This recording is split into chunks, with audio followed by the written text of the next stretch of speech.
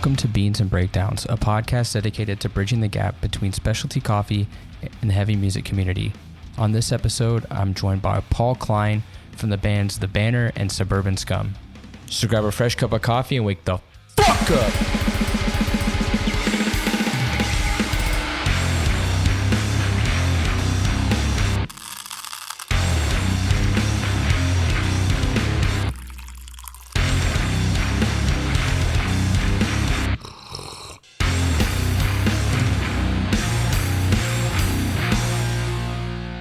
What's going on, Caffeinated Crew? On this episode, I'm joined by Paul, who's played in a couple of bands that I've really liked, especially kind of earlier on in my hardcore listening. The Banner, Suburban Scum. Am I missing anything? Those are probably two of the more notable ones. But after Suburban Scum was World Demise, Phantom Pain. Mm-hmm. But I think The Banner and Suburban Scum were the ones I did the most with, for sure. I didn't even realize that The Banner was there until we were talking, and I looked at your bio and I was like, oh wow, I actually haven't listened to The Banner in quite a long time, but I had a huge Death Wish phase, like I think a lot of us did. Oh, for sure. And I liked to play a lot of that like blackened hardcore chaotic shit, so we're gonna have a lot of good stuff to talk about. But awesome. Do you have any? I know it's a coffee podcast, but I also know it's 8:45 in the evening. Yeah. Do you have something that you're drinking? So I didn't have a coffee just recently. I actually had an energy drink today, but I prefer coffee. Okay. But usually I'll drink coffee like all throughout the day for sure. I'm a 7-Eleven coffee guy. Oh. Yeah. That's my cup of choice. What's your go-to flavor? Ooh. Probably caramel macchiato. I'll put just a little hint of creamer if I'm going to get the coffee. It's usually their breakfast blend or like a Brazilian. Mm-hmm. Yeah. A lot of like specialty places around here have been doing Brazilians recently, which is different because for a long time in like the bougie coffee world, it's been like Ethiopian or, like special South American coffees, but everybody's doing like really like good Brazilian coffees. And I think it's changing a lot of people's perspective because for a long time, Brazilian has been known for like the 7-Eleven or like the Dunkin' or, It's just been like commodity kind of cheaper coffee.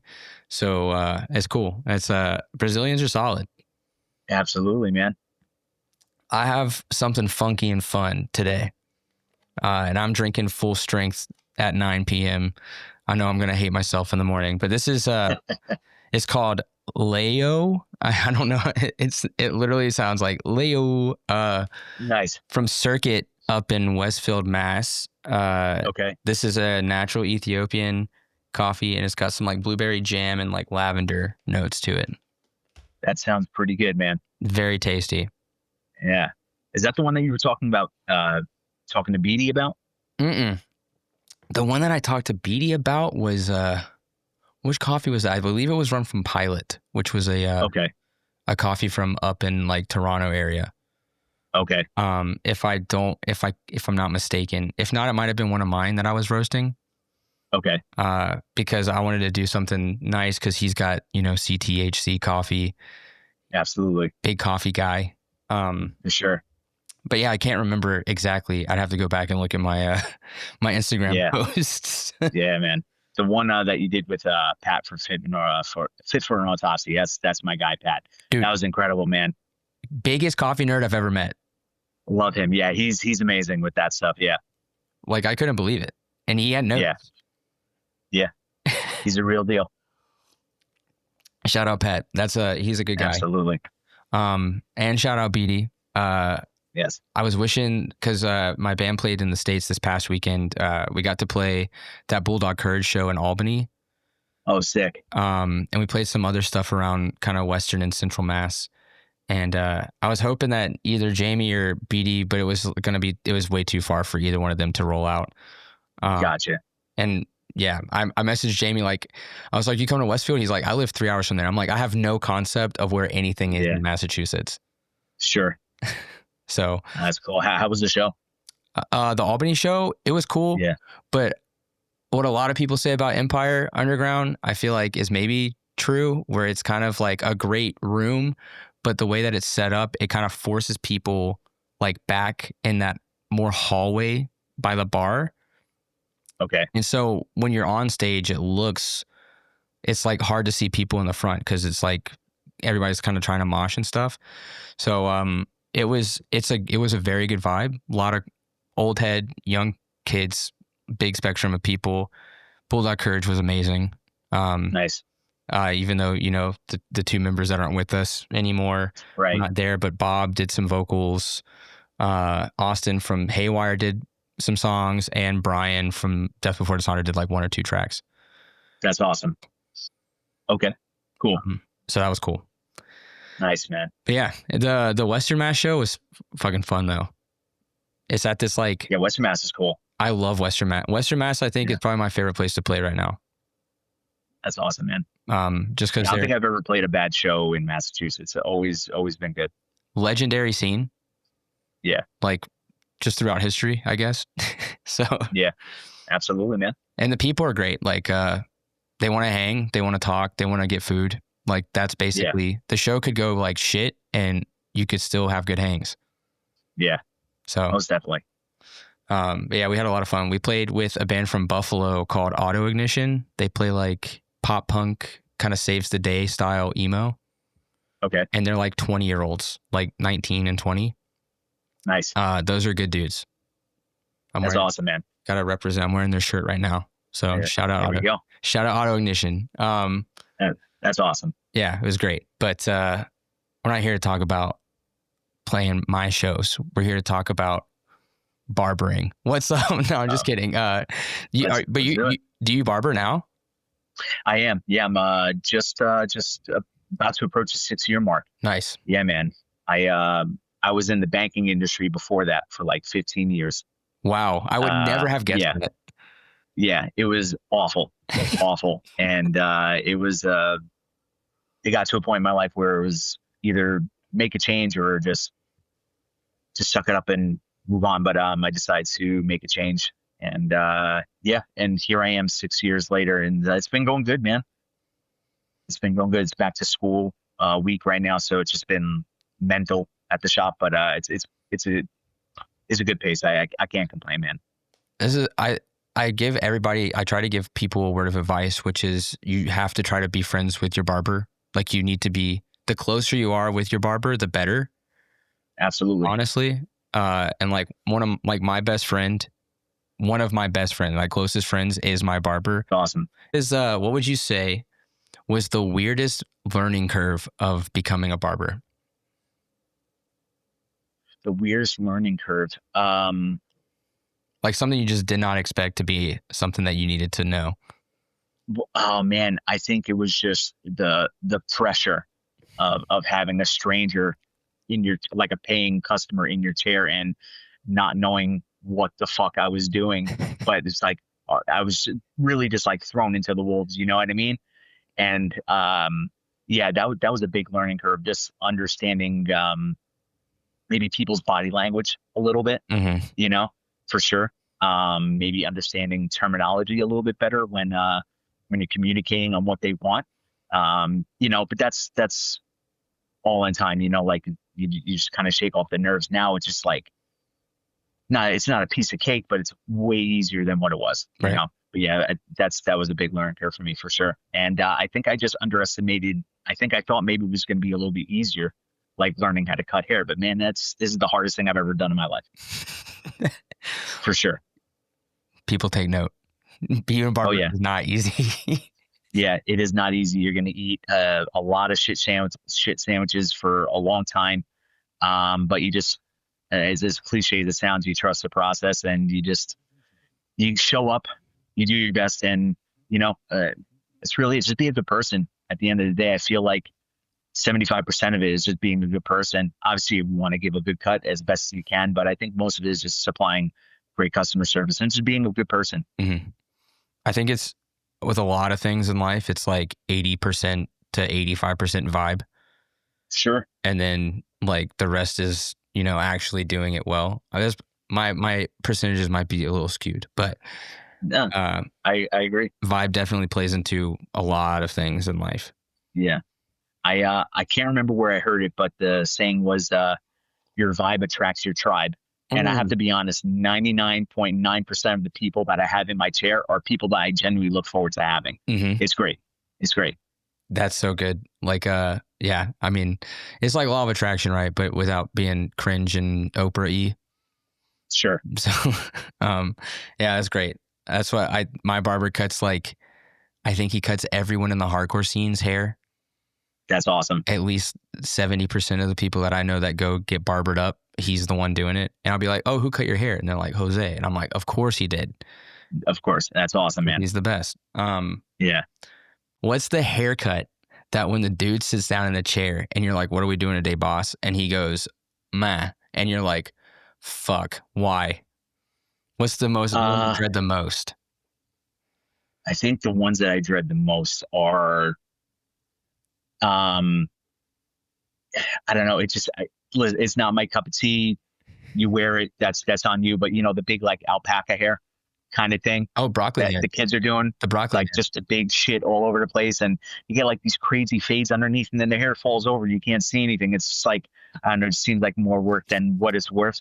But actually, before I got home today, I was actually telling my wife that I had a client at the end of the day, never cut him before, and we were just kind of like figuring out like where we were going to go with his haircut. And I was like, oh, where do you want the hair to lay up, in the front or whatever? And he's like, oh, by the eyebrow.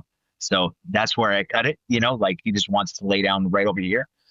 I cut it and he goes, oh, actually, let's go a little bit longer. I was like, well, I just cut the hair off, so we can't really do that.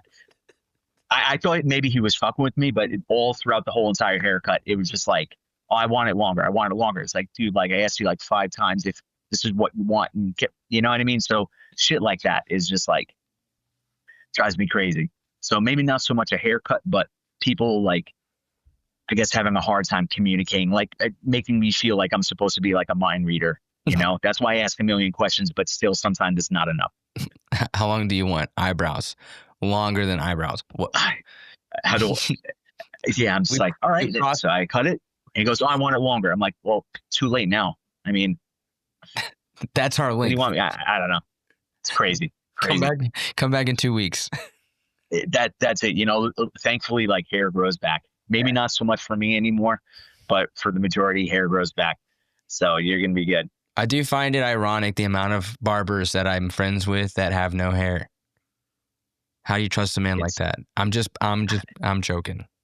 Yeah, no. So, well, I always usually wear a hat at the shop. So I work at a new shop now, and when I first started there, I always shaved my head, and I was like, I'm just gonna let my head breathe a little bit. Most of my clients never saw me with a hat, so they're like, "What the fuck?" They're like, "When did you go bald?" I was like, "I've been bald. I just never thought of that." They're like, "I always see you with a hat." So it was a big shock to them, but they get used to it after a while. Luckily, they're still coming back. So, well, that's what I'm saying. Vibe and skill. Yeah, man. Vibe and skill. Yeah.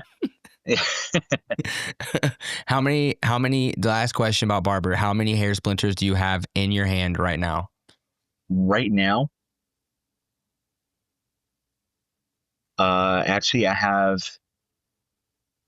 Let's see. I'm looking at the webs of my fingers right now. I have one. You really can't see it, but I have one right here. I plucked out one underneath my thumb the other day.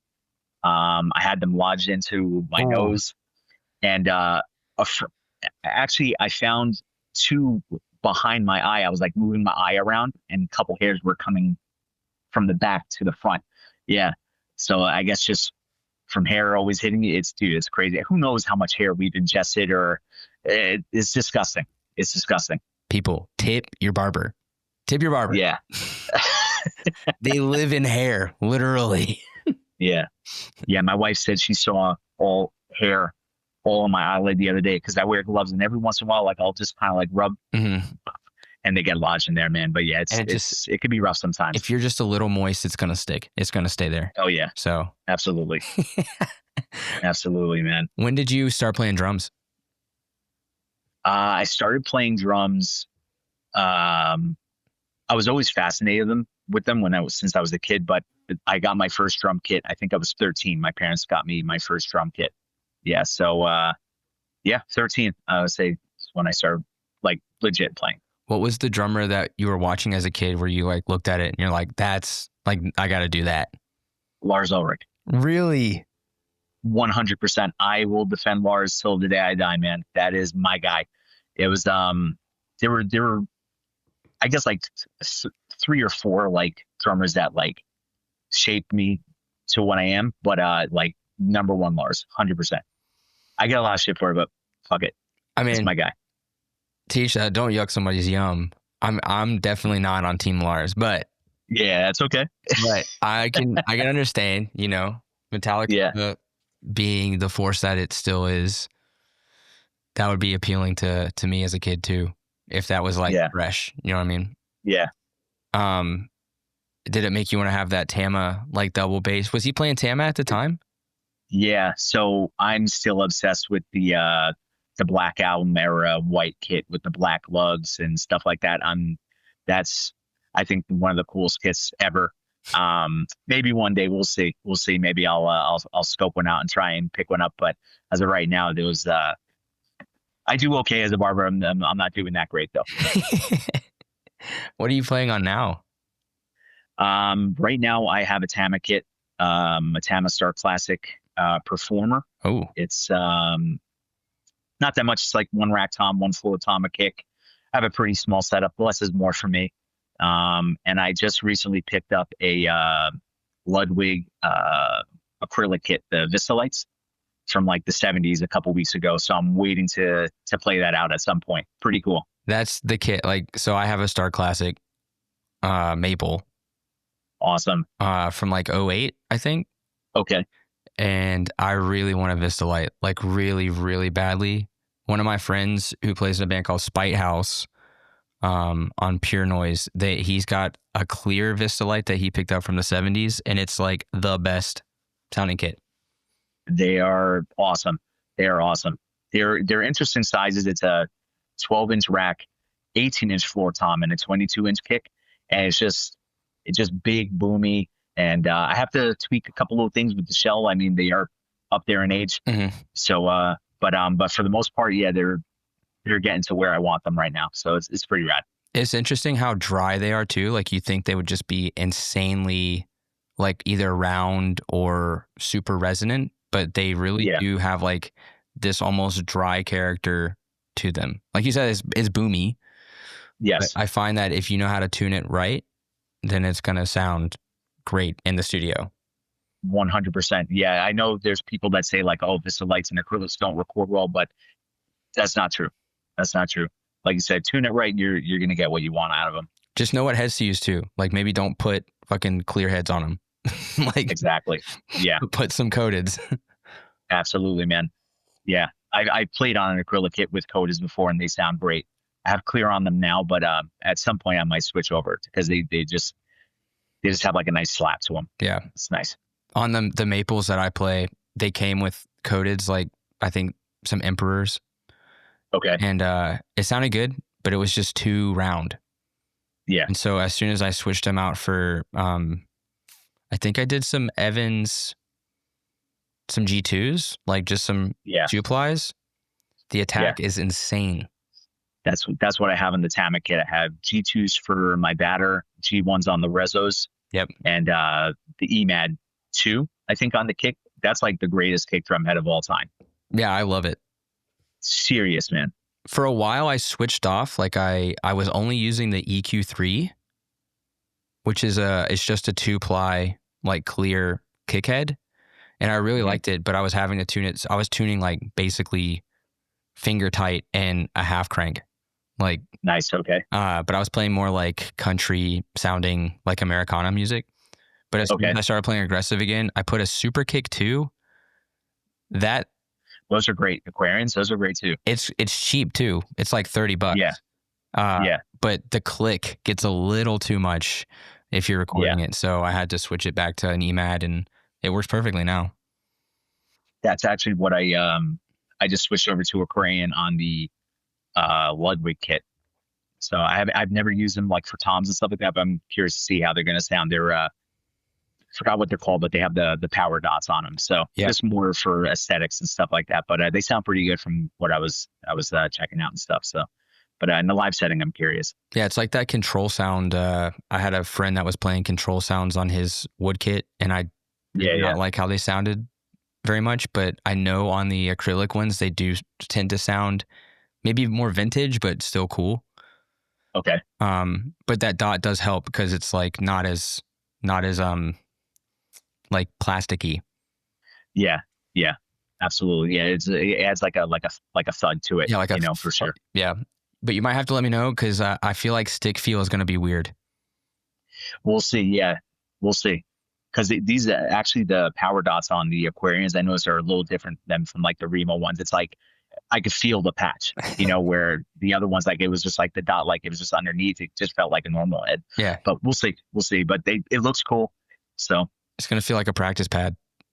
Absolutely. For sure. We'll see. How long did you play in the banner? Did you join in like 2014 when they released the graying, or was it before? No, so I joined the banner in 2007. Oh, that's like really early on.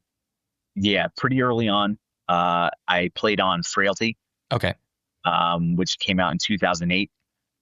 We were doing touring from like 2007 to like 2009, I would say. And then I'd say around 2011, 2012, I stepped down for a little bit. And then my boy Jake took over and recorded graying. Okay. And then however the universe works, I'm back in the saddle with the banner, Joey and those guys, some of my best friends. And so it's good to be playing again. We don't really do too much, but it's always fun when we do. I do feel like that like a lot of the early stuff is very like, especially Frailty, that's just back. Like every band I play with 18-year-olds is playing panic chords and chug breakdowns, and then like the vocals are just insane, which it's funny because one of the most like the fans also like bands under the banner is Jackal. Okay. Which are like kids from, I think they're from Western Mass, and they're playing the exact same style of music. That's awesome. They're like 18-year-old kids. Yeah, that's cool when you see stuff like that happen. It's refreshing. That's really like the sound, like early, like when I was finding hardcore, the style that I was like learning about, because I'm from Georgia. It was like a lot of that Norma Jean, the Chariot. A lot of that Southern style of like I guess it wasn't screamo, but I thought it was screamo.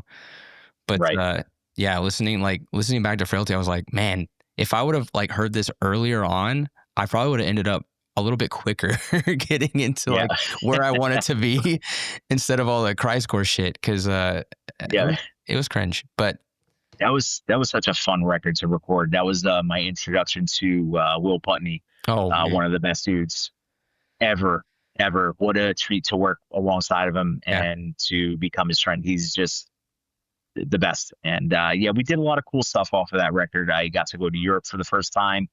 We did some cool tours throughout the US, seeing your ugly mug in magazines and shit like that. It was cool at that time, and finding your CD in the store and so it was an exciting time for sure. And it's crazy, like that's such a specific time to be around too, like because AP was huge at the time and Kerrang. Yeah. And then like finding your CD in a store, like who's gonna do that now? You know what I mean? Like, we don't do that. So it's cool that like you were able to have those opportunities before, the 2015, 2016 kicked in, and we don't shop at FYE anymore and stuff like that.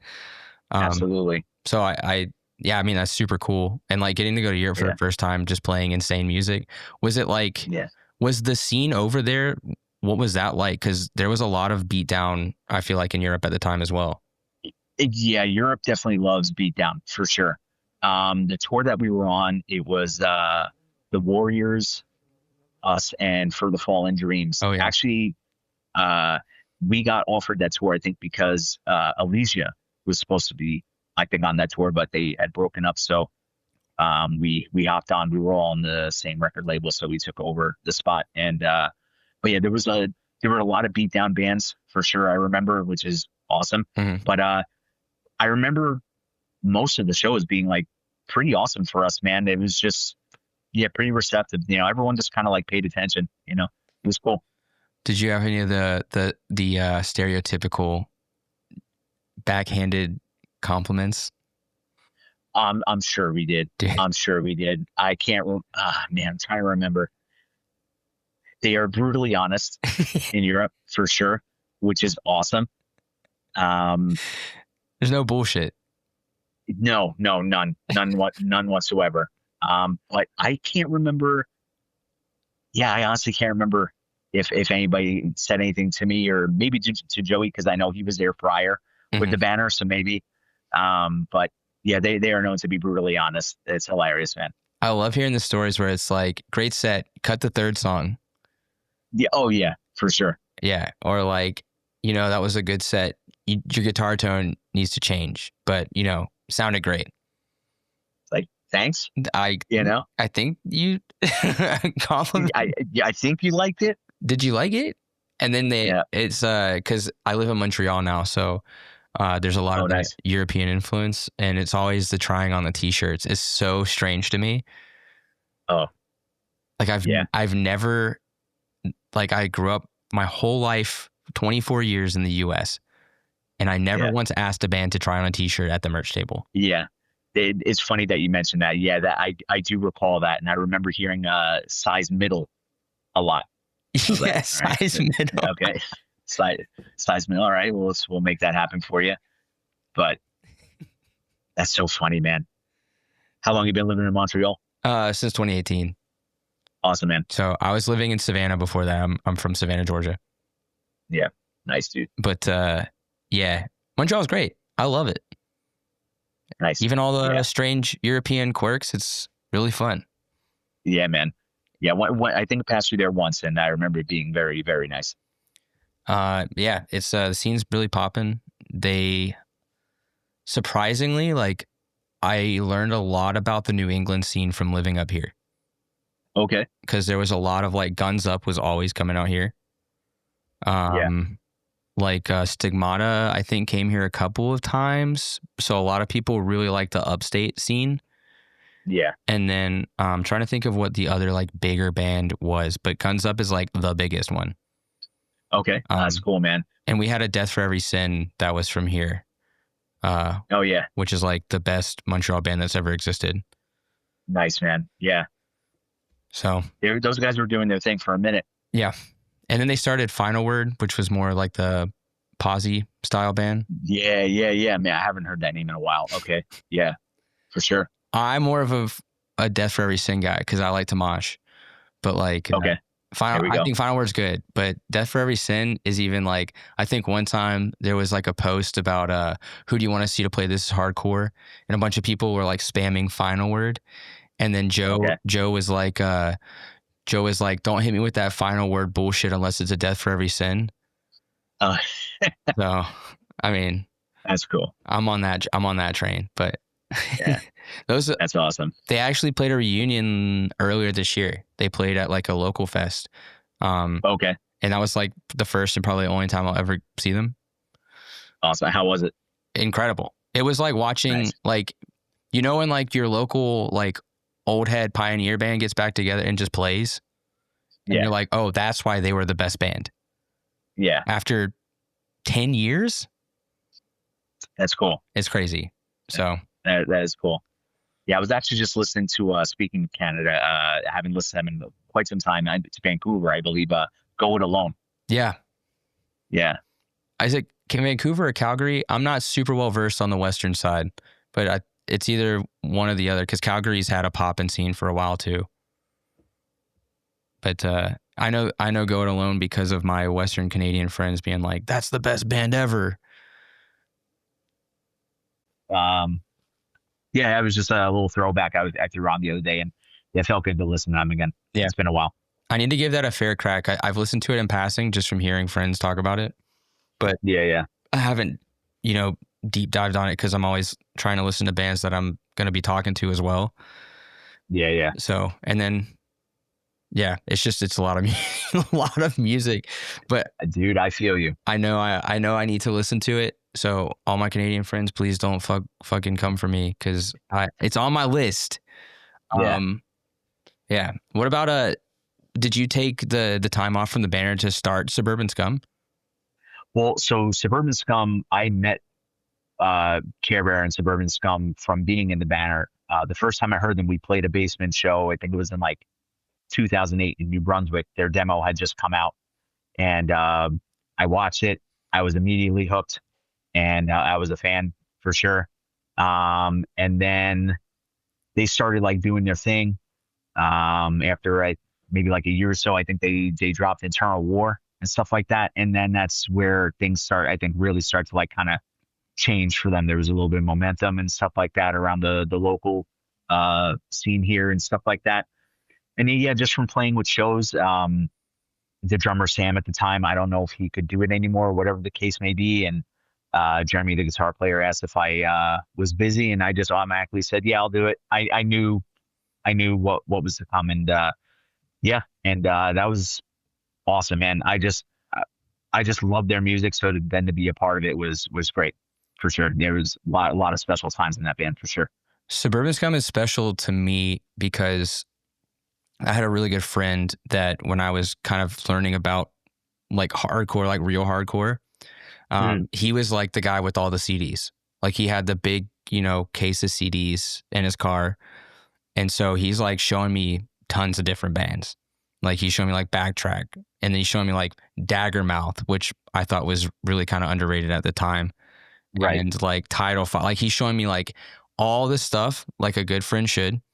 And I'm like, yo, Suburban Scum, what is that artwork? That's super weird. And I start listening to it. I'm like, okay, like that shit, that's the shit that I've been like trying to find.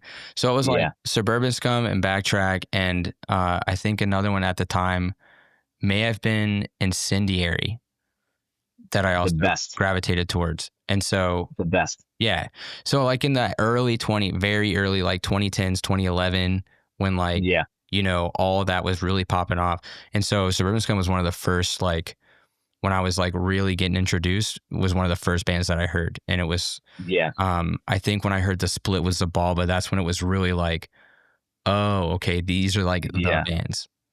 Yeah, that was I think the second thing I recorded with Scum. It was Hanging by a Thread first, and then the Zabalba Split. And then when that dropped, it was just like we were doing some pretty cool shit. And that Split still holds up. The Zabalba side is absolutely mental, And I was super psyched on the stuff that we did on the Split too. It was fun. Zabalba still continues to be one of my like regular listen to bands. Ridiculous, and some of the best guys that I've gotten to meet throughout the years. They've always been cool. The first time I met Nate, and only time I've met Nate, he's friends with my barber, awesome, which is super weird and random. And we were at what show is it? I know Harm's Way played, and I think the headliner was Hatebreed. Yes. Okay. Oh, wow. Yeah, it was like the last Hatebreed show in Montreal. And it was cool because BD was playing. So shout out BD. Oh yeah, that was the rum. It was Carcass was on that too, right? It was Carcass. Yeah, Carcass, Harm's Way, Hatebreed headlining, and Crypto was the opener. Yeah. Oh yeah, dude. Very absolutely. Good. The Brazilian death metal band, right? Yeah. So that was such a sick show. And then all of a sudden, like Nate just walks up and is like dapping up my barber, and I'm like, what the fuck's going on? And so it was super rad because he was there with Kate Tronada. He does all the all the stage stuff for I guess Kate Tronada is like the famous DJ from Montreal. Nice, okay. So it was, the whole situation was very strange and weird, but he's like a very nice guy. That's Nate's a sweetheart for sure. So Nate, if you hear this episode, anytime you want to do an episode, come on, let's do it. Yeah, that'll be a fun listen. But yeah, that's so that's why I love Suburban Scum, is because like when I heard those vocals, it wasn't like tough guy at all to me. It was just like very raw and like aggressive. Yeah, which is what I had liked from my earlier like Christcore days, where it was like more emotional sounding. Sure. But then the riffs were fucking heavy. Yeah. And there's That's awesome, breakdowns. man. Yeah. Yeah. It was when I first heard Suburban Scum, like obviously they're from New Jersey, but like when you listen to them, it's like, yeah, that band's from New Jersey. You know, they're sneaky sounding, dirty, and it was everything that I was kind of looking for at the time. So when I had the opportunity to play, I was like, oh, you know, I like I said before, like I just really enjoyed the band and what they were doing. So it was cool, like, yeah, just building on that Mhm. and having some fun along the way. And then, yeah, it was cool, man. Super cool. And now there's more shows happening now. So we stopped playing in like 2015 Mm-hmm. for a bit, and then we came back in 2023. A little bit of a different lineup. Austin from Haywire was fronting the band. Mm-hmm. Some Dane and Madden, who were playing prior, weren't able to do it, and so it was me, Jeremy, our boy Mike, uh, Chris, or who's known as Fingers, who played on Eternal War Mm-hmm. and was originally in the Banner years back. Decided to come back into the fold. So we got back in 2023 for This Is Hardcore. That was one of the craziest reactions I remember in recent memory. And then we just played like a couple like one-offs here and there, nothing too crazy. You know, went out to the West Coast for the children that Yeah. need holds and stuff like that. That was awesome. A couple shows in Texas, the NSFW weekends Yeah. that were being held. Those were always cool. And yeah, now we're just kind of, you know, just laying low. Nothing too crazy, you know. Austin's doing his thing with Haywire taking over the world, which is absolutely amazing to see. From touring with him when he was in Rude Awakening to seeing where he was to where he is now, I'm glad he's getting his flowers, man. So there's no rush to do scum stuff right now, but when the time comes, we'll get back to it. It's cool. Yeah. If they ever take a break, because I don't think Haywire, I don't think, and at this point, I think it's mainly just Austin, and it's just like a revolving, whoever can play at the time, Yeah, will do it, which is fine because that band, I mean, it absolutely. is electric.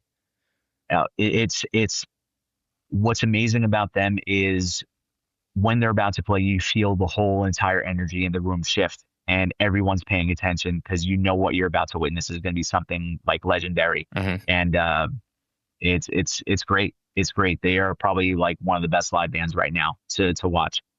They have like so much charisma, and like, yeah, like there's very few bands that I've watched live videos of and was like, I could feel it like in my stomach, be like, oh man, to be in that room would be For sure. crazy. And then even Yeah, seeing man. him do vocals for Bulldog Courage, like he's just a great frontman. He is. So shout out Austin. He's a wild one. I love him. He's great. Definitely great at what he does for sure, man. Plus, now that it's like a crazy New Jersey Boston like collaboration, you know? Yeah, dude. It's cool. Yeah. It's cool. Get the best of both worlds. Which I mean, also New Jersey, one of my favorite hardcore scenes, because it's just the state, right? It's not like a city. Yeah. Like Mongoloids, and now you got Bayway. So yeah, the Bayway is holding the flag, man. They are running with it, man. It's awesome. It's awesome. That's also a very charismatic band to watch. Just to hear Dude. Jay yap for half an Yeah. hour. Yep. He knows what he's doing, man. He's the shit, you know? Yeah. Also very nice guy. Yeah, he's great. So Always cool to shoot the shit with. Oh yeah.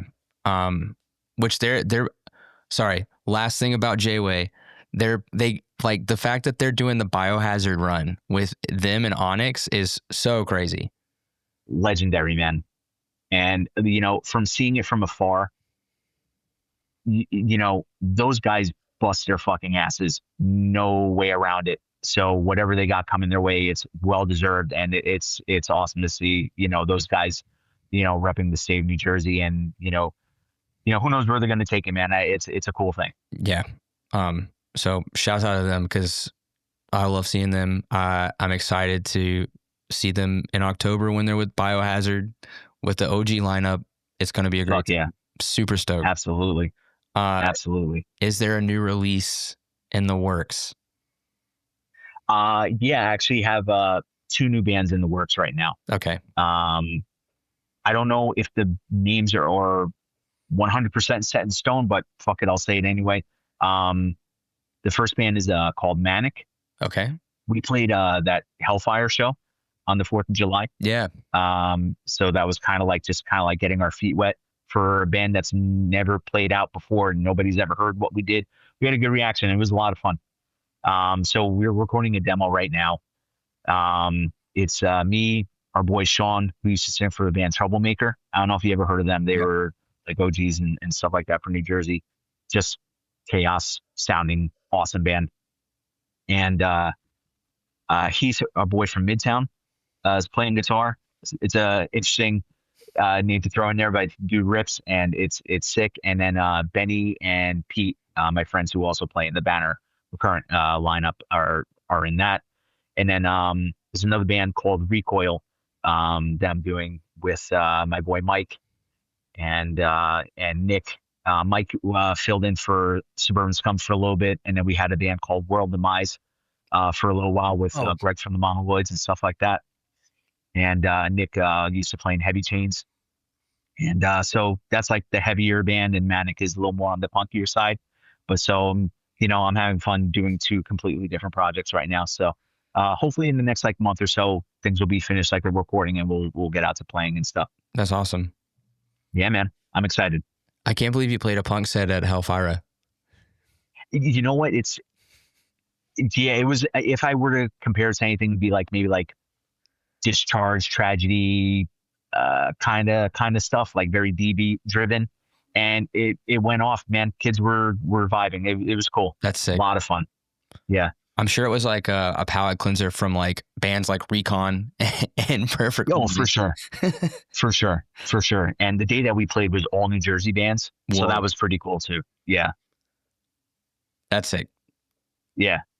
I did not know that you were in World Demise. Yeah. Yeah, man. Damn. Well, now you know. Now I know. Yeah. That was also a fun band, man. We played a couple cool shows, had a couple cool, or no, I'm looking at my wall of records here. Yeah, we had the one record, and then I think we did like a demo with like 2 songs. Played a bunch of cool shows, and then COVID happened, and then just kind of not necessarily disbanded, but we just never got back on the saddle, Yeah. Was COVID like? Were you feeling like the I gotta get back to it kind of thing? Oh yeah, man. Yeah, not being able to play the drums, like, because I don't really have anywhere to set up where I live and stuff like that, and just being everything being shut down and stuff like that. Yeah, it was pretty awful. Yeah, it was. I guess you don't realize how much you needed something until you don't have access to it anymore. Right. At least for me, it was a little tough. Yeah, I mean, I was trying really hard to play in bands when I moved here, and I had a job that was like not really letting me do it. Mm-hmm. And so like thankfully COVID destroyed that job for me. And I was able to like actually meet people that were like me and be like, I want to do some fun shit.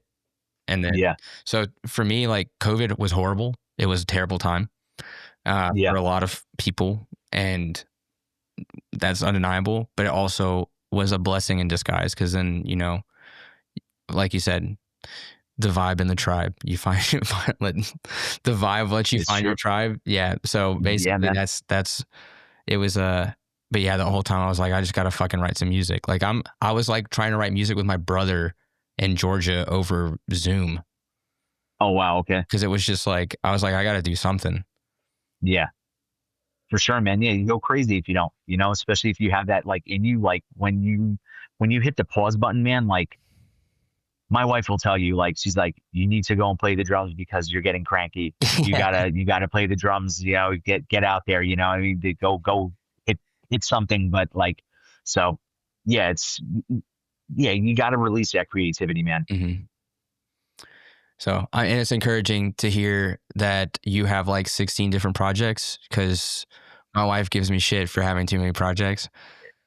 Yeah, it's I know it's going to get to a point, probably at some points, where juggling it might be a little bit of a struggle, but I'll figure it out when it comes. It's funny because like we'll have practice lined up. I'm like, oh fuck, you know what I mean? And then once I get there, it's like, this is the shit. You know what I mean? And just trying to balance that right now is you know what, man? Like I look at things a little bit differently now, I guess, because I was diagnosed with multiple sclerosis in 2019. So there was a time where like I was like, I don't think I could play drums anymore because I can't hold on to the drumsticks. So now every chance that I have to play, it's like I'm gonna play like this is my last time. You know what I mean? So I genuinely like I hold it tight to my heart, man. So like, I just look at things very differently. So if I have to play in 10 bands and overwork myself, I'm gonna do it. And that is yeah, that's like very different, like crazy perspective to have. Yeah. But yeah, I respect that. Cause I mean, even like at 32, I'm like, I don't know how much longer I'm going to be able to do it. You know what I mean? Like it's taxing. Yeah. Yeah. I say it all the time. I'm 43 now, and I'm always like, oh, maybe I can get like another like 5 years out of this, and I had a good run, you know what I mean? But I'm going to keep going until the wheels fall off, man. That's just my mentality right now. Listen, if Stigma can keep doing it, fuck yes, man. Like, I think we can keep going. Absolutely. Absolutely. It's 100%. Couldn't have used a better person to describe that. I saw him last year and the man was like he was rocking. Yep. Yep. Yeah, that was probably one of the better shows I saw within the last year. It was Agnostic Front, Murphy's Law, and Violent Way.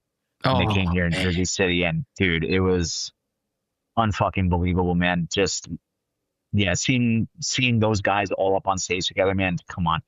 I feel like I would have been so drunk at that show. A few people were for sure that were by us. I'm sure. Yeah. I wouldn't want to be like annoying, but seeing like Violent Way alone is going to make me want to drink some beers. Yeah. And Murphy's Law is like just a party band the whole time. Yeah. The Jimmy G is hands down, I think, the most fun hardcore frontman of all time. Cannot be topped. I love Murphy's Law. So yeah. Man, that's crazy. I saw Agnostic Front open for Sepultura, I think. Wow. I think it was Sepultura. I think it was... it was their final, like, run, right? Mm-hmm. It was Obituary, Agnostic Front, Harvest, and Sepultura. Wow. Insane show. That's quite a lineup. Yeah, I actually... they came through New York, and for whatever reason, I couldn't make it. But, that's a great lineup. Insane. Yeah, man. I don't even think Stigma's guitar was on, but he was rocking it. Dude, he's a showman. He could just be twirling around the stage, and it's all good. He's one of my heroes. So yeah, I don't care if his guitar's on or not. I'm loving watching him. So, funny story about Stigma. I hope I'm not diving too far off here. No. They played a show at this place called the Rec Room years ago. This was like 99, 2000, maybe a little later, but it was a Monday night. I don't know, maybe 50 people at the show. It was like an Epitaph tour thing. And, I went up to him. I was like maybe 20 years old or whatever. I'm a bigger guy. I'm a husky boy. And I was like, oh, Vinny, just want to say that was awesome. Or if I take a picture with you. And he goes, look at this guy. Get him up. Man, I'm fucking up the story. He goes, he taps on my stomach and he goes, get him a sausage and egg. And he just leaves. or a sausage, pepper and sausage sandwich. That's what he said. And I was like, that was amazing. And then I saw him years later, and I don't know if he knew, but he called me Paulie Beard. I didn't introduce myself, but that's what he called me. And I was like, all right, perfect. Perfect. Yeah, the dude's a fucking legend. He's the best. Yeah. Man, I hope, like, I think, so you know how everybody has like the, like your deadline, like you have like your peak guest or whatever. So like, I've told myself on multiple occasions, if I ever have an episode with Stigma, that's like, I could just stop doing the podcast. Like, I think that would be the end of it. I don't know if I could do somebody else that is going to be like as crazy as, or as legendary.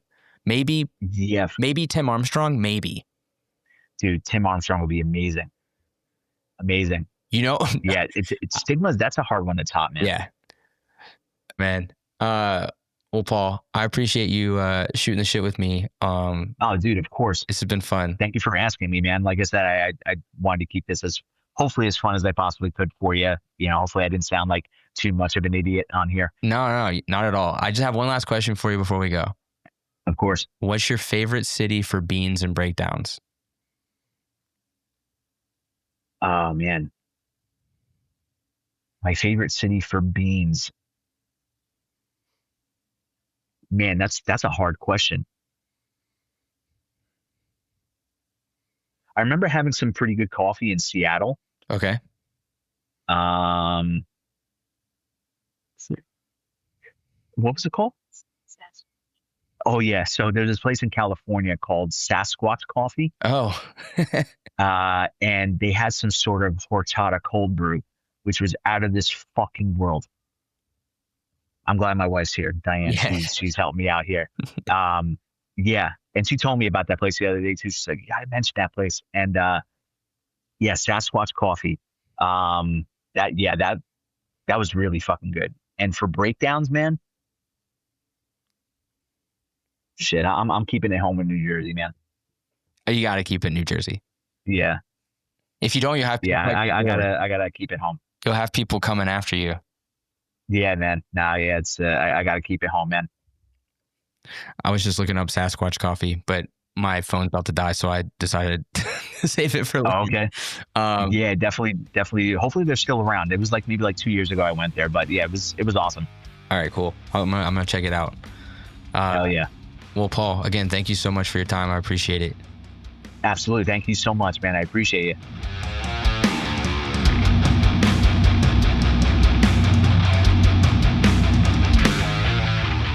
Thanks for listening to this episode of Beans and Breakdowns. I want to say a special thanks to Paul for hanging out on this episode. Be sure to keep an eye out on those projects that he mentioned in the podcast. And you haven't already, listen to Suburban Scum and The Banner. They're two of the sickest hardcore bands of the 2000s. You got to do it.